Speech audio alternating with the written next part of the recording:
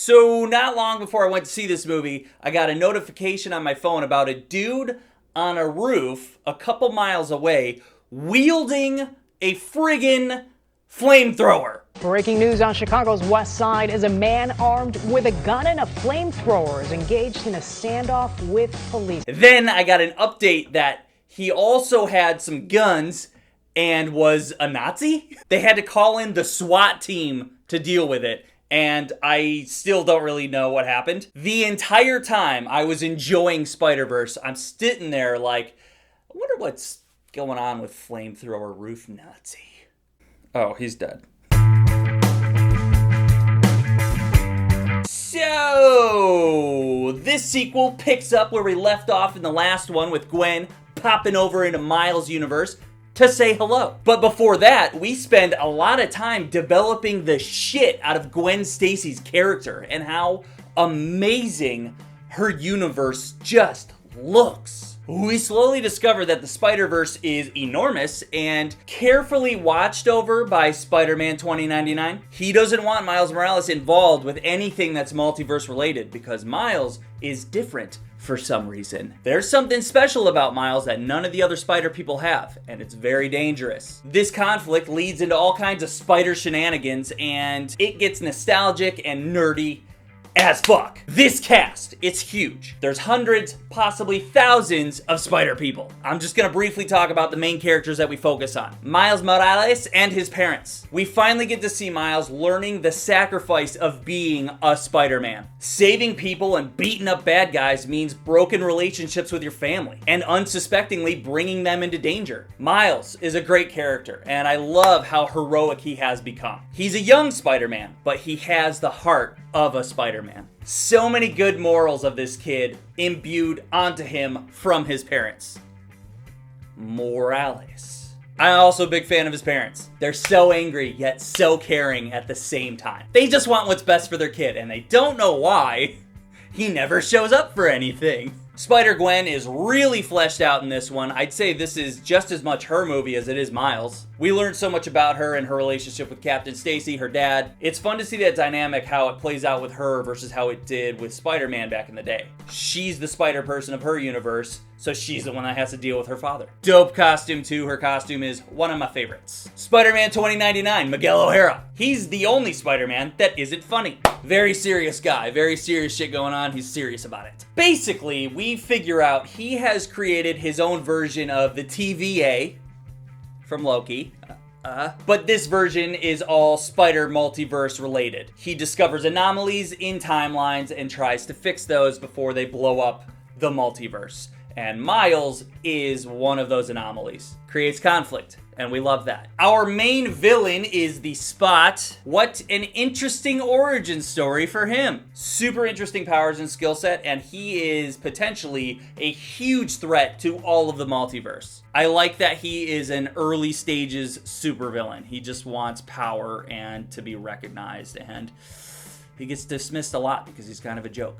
I can't believe they included the coolest Spider-Man, Spider-Punk. So great to see him, cool as fuck, and I couldn't get enough of how punk he was, because the essence of being a punk is contradictory to oneself, and they captured that perfectly with his character. I live in this system, but I also want to take it down. Okay, of all the Spider people that ever existed, Ben Reilly, the Scarlet Spider, was always my personal favorite. I think his costume with the blue hoodie is awesome, and personally, considering how fucked up the Clone Saga was in the 90s, I like that his character came from it. If you don't know who the Scarlet Spider, Ben Reilly is, the Scarlet Spider is originally a clone of Peter Parker. He did not know that he was a clone of Peter Parker. He legit thought that he was Spider-Man. Then he meets Spider-Man. They can't figure out which one is a clone between the two of them, ultimately finding out that it is Ben. And then Ben has to come to terms with the fact he's not a real person and he's not who he thought he was,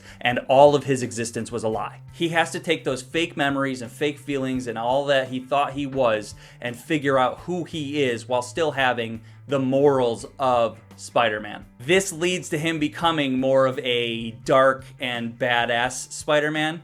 You might say he's got a little Batman in him, and I love that character dynamic. I love that character. That being said, in this, they did my man dirty. They turned the Scarlet Spider into a fucking joke. It is hilarious, but when I was watching it, I'm like, oh man, did they have to do this to my favorite Spider-Man? They made his character emo as fuck, and I totally accept what they did to him.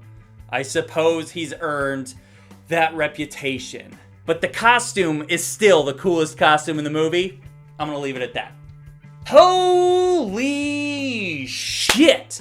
Holy shit, what a movie. This is one of those movies that doesn't leave anything to question. While you're watching it, nothing sparks in your brain that makes you go, you just love it the whole time. Ben Reilly shit aside, that's a personal issue. I swear that I loved every second of what I saw. And I'm not shitting you. This might be the most visually appealing movie I've ever seen. Not only do they animate separate animation for every universe, and every Spider-Man has a different look to them, they use all their artistic skills to individualize every single scene in a unique way. They animated every character's emotions around them as they spoke. I've never seen anything like it. Watching this is watching moving art. This is one of those movies I'm just gonna throw on in the background at all times, because there's nothing but masterful visuals to look at. What you're seeing is beyond amazing, and that alone is worth going to see. Not to mention, it also has an amazing story and amazing characters that they spend time developing. It's the full package, and so much more. It is so good and so refreshing to hear an original soundtrack again. I had a blast with Mario, and I adore Guardians of the Galaxy 3, but I'm so sick of hearing so much licensed music in new movies. So adding on to the rest of this amazing movie, you also get a great original score. I want to be real with you for a second here. I'm hearing a lot of the M word being thrown around. Masterpiece. I'm also hearing that this is the greatest comic book movie ever made. And I don't want to disagree, and I don't think I am necessarily gonna disagree, but let's put it out there that this is part one of a two-part story. We left off on a cliffhanger. We haven't seen the full story yet, and I'm not gonna make that claim until I know what happens next. I have full faith that it might be a masterpiece.